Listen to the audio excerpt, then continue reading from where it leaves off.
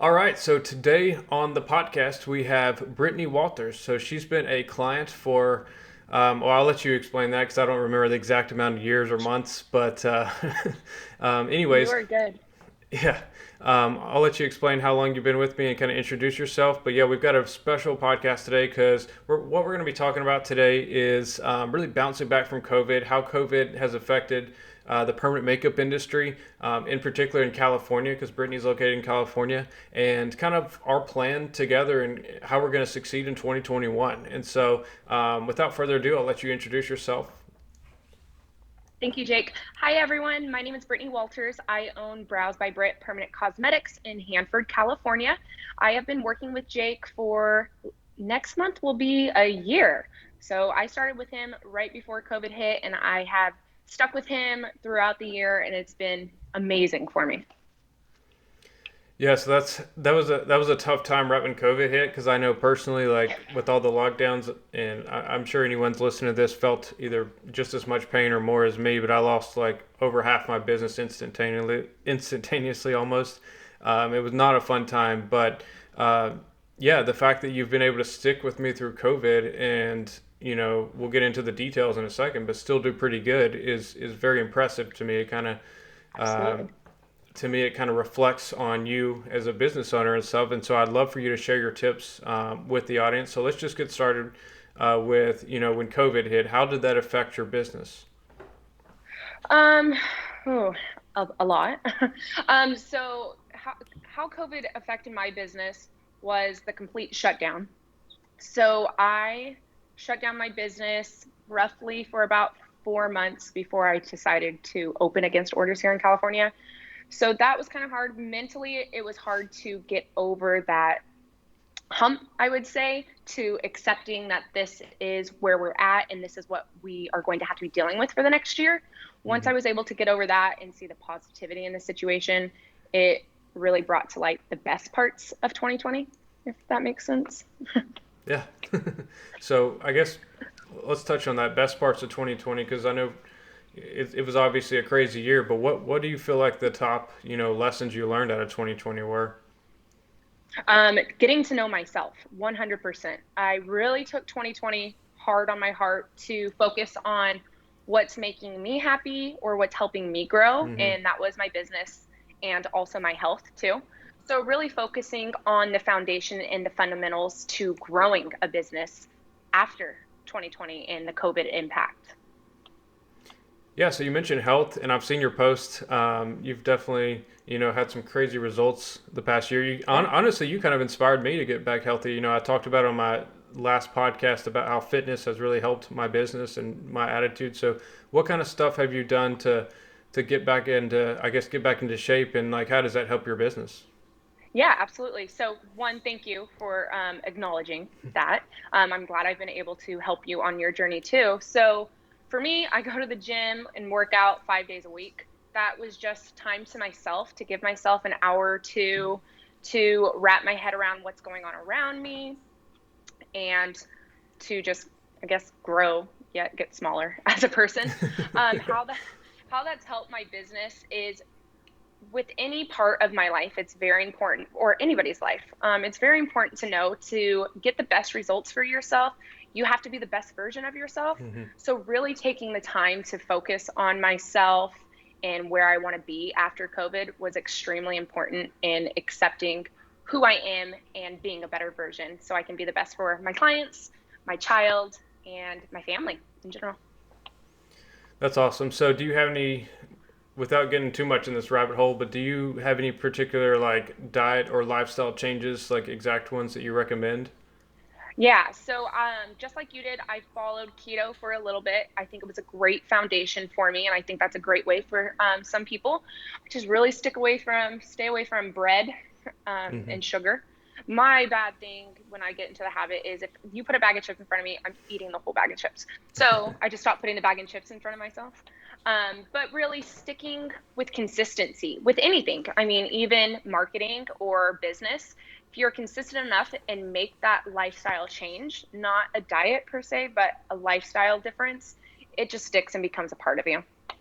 Yeah, it's crazy how like now that I've been doing diets off and on for a long time, but it's crazy how correlated marketing and diets are. There's a lot of Yeah. similarities. Like I see people all the time who, start a diet and then it doesn't go as quick as they want and they quit. And I see that for marketing too. A lot of people quit, really quickly because it wasn't all they dreamed of or it was too hard. It was harder than they expected. So you said you've stuck with it through COVID, of course. So, what are your Yeah. tips on or mindset on like marketing when it comes to long term versus short term? Yeah, absolutely. So I always like to reiterate nothing happens overnight as far as working out, marketing, things like that. So really thinking of like the next 3 months and then the next 6 months and the next year. So building a foundation, not looking exactly at a year, but thinking, okay, where do I want to be in 3 months? And then Hmm. going from there, taking baby steps in that sense. I hope I took that in the right direction.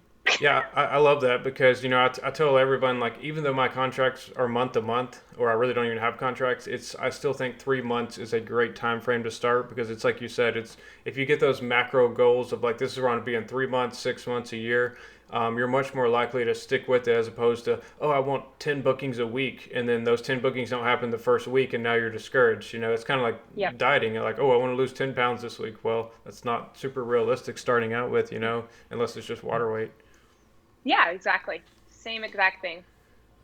Cool. So, you mentioned you opened up and stuff. How is that going? And have you had any repercussions to that, or is it profitable? Like, can you kind of talk about that?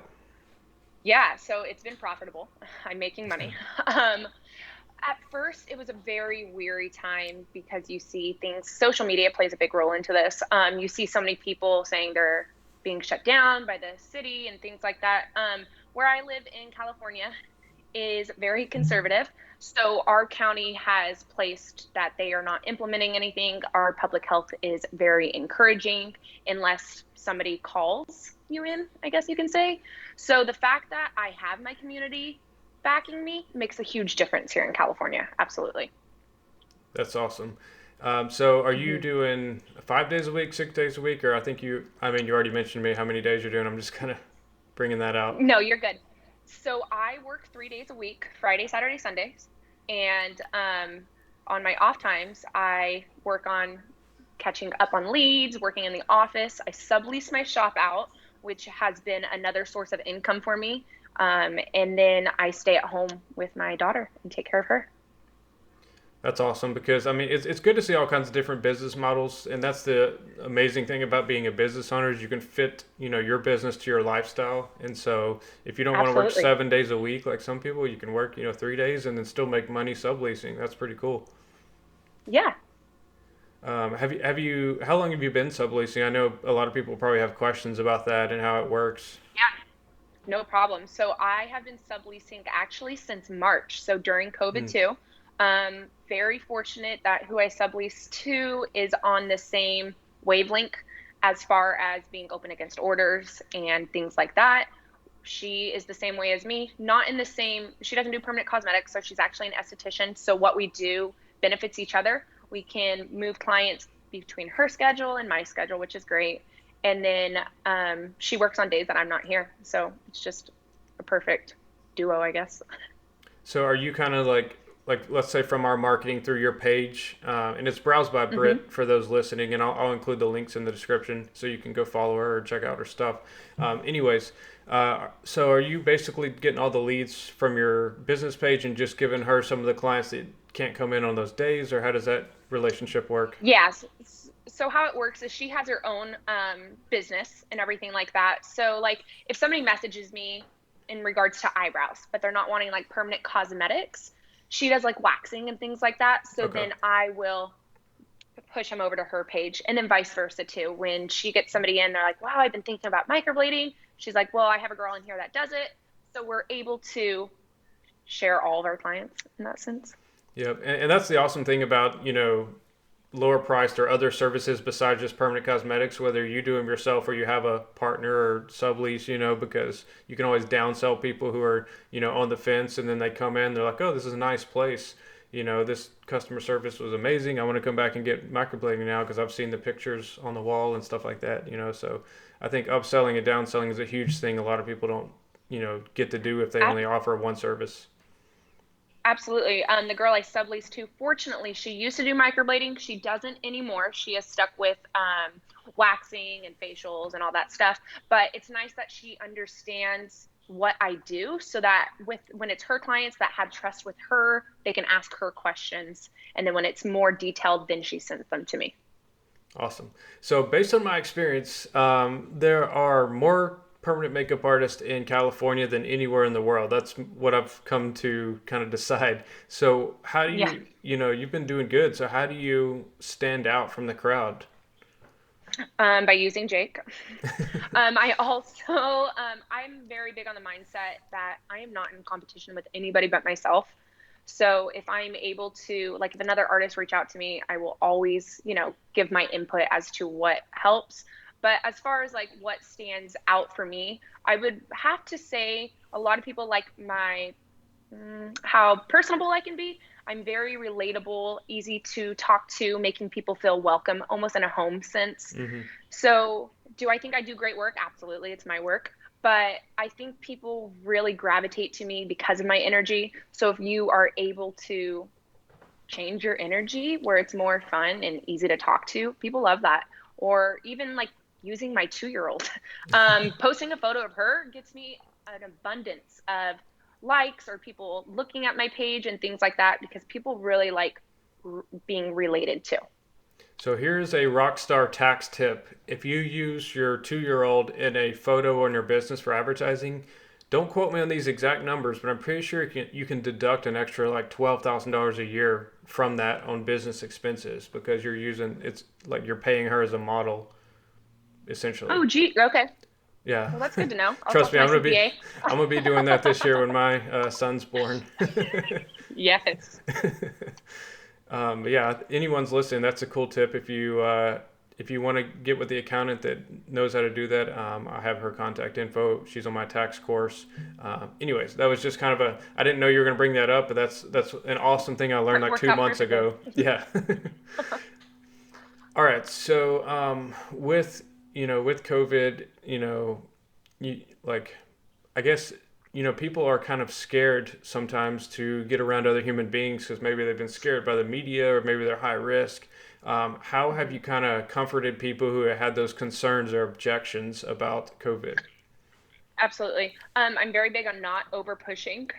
So with that, I give people assurance. When you come in to see me, I make sure I have a 45-minute slot behind you to sanitize and such as like that. Implementing comfortability as far as like wearing a mask if you feel more comfortable with that, and also knowing I'm right here if when you decide that you're at a comfortable place to come see me. So always giving my clients that kind of reassurance. Like I've had a couple of messages or leads where people are like, I really want to see you, but with COVID, and instead of pushing, I'm like, I typically say, I really want to meet you too and work with you. The time will come when our paths are supposed to cross. Otherwise, I am thinking of you and I hope you stay safe and healthy. Yeah, and that's a great sales tip because I think a lot of people, get too pushy and they think that every single lead they need to try to close them like right then, and that's just not how the typical sales process works. I mean, we're all human beings and we need to make decisions based on our own time. And yes, there's things you can do to speed up the process, but I found that's the best way I sell too, or the most enjoyable way for me is not being pushy. Like, hey, I'm here when you're ready to work with me. Just let me know. I'm happy to help. And I think that Absolutely. tends to work a lot better in the long term because you're not pushing people away or you don't seem desperate either. Yeah, absolutely. So let's keep talking about leads because I know that's always a big issue with everyone that does any kind of marketing or advertising or runs a business. So do you have any other sales tips or ways that you think you can convert leads better than the average person? Um, Ways I can convert. Let me just think for a second. I typically will send like a follow-up message, asking what I wording is really important. I find instead of saying, do you have any questions about my services? I reflect, what questions do you have about my services, Okay. so that it makes them actually think, okay, what questions do I actually have versus giving them the option. I find that that works better in my Hmm. favor when it comes to leads. And then really, like you've touched bases on everything, calling people by their names is really a big deal. or if you are going through 5 leads, looking at their profile, seeing how you can be relatable to them in that sense. Like, oh, I saw you have a child too. Like, it looks like our kids are around the same age. Like, how are you guys doing with COVID right now? So being relatable is always a big thing for me, Yep. and doing that with my leads. Yeah, it seems like a lot of people still don't understand that because, like, for example, last week I had an artist who, wasn't getting the booking she wanted, and I looked at her messages and she was literally just sending people the price, like, hey, my service is this amount of money. And it's like, that's not going to book anyone because you have to be relatable. You have to, connect with people. Business is about connections. And Yeah. I think that's another reason long term advertising is so important because you're building those connections over time. And even if you don't book people, or even if you don't book 99% of people on day one, like they're going to book at some point as long as you just keep putting out good content and, follow up every now and then. Absolutely. So that's a big thing is right now, like I said, I've been working with you for 11 months. So I'm getting messages from people that messaged me 8 months back. And Yep. what's nice is, one, don't ever delete because you want to remember what you've said to them in the past. But to also be like, hey, like when they message you something saying, like, hey, I saw that, we were able to talk about this about a year ago, and following up in that sense, because then it reminds them in the sense, oh, she does remember talking to me, Yep. or things like that. Yeah, that's a great point. And even if, like, let's say you're listening and you like, oh, I don't want to follow up with anyone. Well, guess what? With advertising, when you do advertising long term, I can actually retarget people who have clicked on your ads, who have watched your videos, who have messaged your page. Like, there's so many different things you can do with ads now. Yeah. Yeah. So I think 2 days ago, I had a girl, she messaged me like, I want to say like 8 or 9 months ago, where she finally pulled the trigger and booked for, I think, February. So that's Yep. huge in itself. Absolutely. Yeah, I mean, I get people all the time who are like, well, I've been following you for 2 years or 3 years, and I'm finally ready to sign up. It's just a Yeah. long term game. Once you realize it's a long term game, you stop putting so much pressure on yourself. You know. Absolutely. Now let's talk about content. So, Hmm. uh, I know you do a really good job of kind of getting yourself out there and like showing, you know, for example, like the fitness thing, or kind of showing a little bit of your personal life. What do you think works the best for you as far as content goes, or any tips for that? My kid. No. Um, but on the serious note, people really gravitate towards videos, even if I'm holding my cell phone. And one of my biggest hit videos, I want to say, is me and my daughter Blakely were sitting at the table. I think we were building, like, decorating a gingerbread house or something. And people really like, videos, the rawness, to know, like, the in the moment. Live videos are always great. I think a lot of us, including myself, you just drag your feet on it because you don't feel comfortable in it. In the sense, I still catch myself not videoing when I need to be. Me too. So really doing that is super important. Absolutely. Yeah, so a lot of people get hung up on videos. They're like, well, do I need a professional camera? I mean, do you just use your smartphone and a tripod or what? I literally have you on my phone, and I just have you propped up, and then I have like my ring light that I usually work with, and good to go. Yep, keep it simple. Yep. All right, so let's talk about 2021, or this year, Hmm. obviously. So, what game plan are you going forward? That might have been different from last year, or are you just going to keep doing what you were doing last year? I think I'm gonna keep doing what I did last year, but times it times 100. I feel like I'm a realist in the sense I don't believe that 2021 is gonna be any better than 2020, and that's okay. But if you go in with the knowing that, then you can be better than that. So that's what I'm really trying to enforce. Also, carry through working on myself to become a better business person all around, better mom all around. So really just taking what I have and just taking it to the next notch for sure. Awesome. Well, let's see. Do you have any other, tips or advice you would say to specifically people who are, I know a lot of people started their business the past year and it's just been COVID. It was a punch in the face and just saying like, hey, Hmm. this is not easy, especially during a pandemic. So, what advice would Absolutely. you have for them? Yeah. So, some of you may know there is forums and stuff that we're all on, and people asking about advertising and marketing. So a lot of people are like, "Hey, how's it been working with a marketer?" I always say Jake's name, but with that, it's just really important to know for new artists that are wanting to work with you. Have a game plan. I know before, like, I messaged you, I want to say 2 months before I decided to work with you, knowing what the price was, Hmm. setting myself up financially for 3 months, because watching all your free advertisements and things like that let me know it's not overnight. It's going to take time. So I really try to express that when people reach out to me about working with you. Having that saved was dramatic for me because it kept me going through 2020 for sure. And then that's pretty much the big thing for new artists is just going with it, trusting it. Once I gave it the 3 months, well, had the finances to give you 3 months, there was no way I was going to let you go. I worked that Hmm. into my budget, and it's plain and simple. There's no question about it. That's my monthly payment, and that's what it's going to be, and it benefits me long term. Awesome. Well, I think this has been a great, very productive podcast. I think a lot of value has been given, so I really appreciate that. Um, so yeah, if you want to follow Brittany, what is your Instagram handle? Yeah, my Instagram is at well, the at sound sign browse by Brit, so BRIT. Awesome. So yeah, go check out her stuff. She does some really cool stories, some good posts, very personable. Obviously, what she's doing is working, and because you said you had what a 500% increase from 2019. Yeah, absolutely. So it's Awesome. been a good year. So that just means 2021 is going to be even better.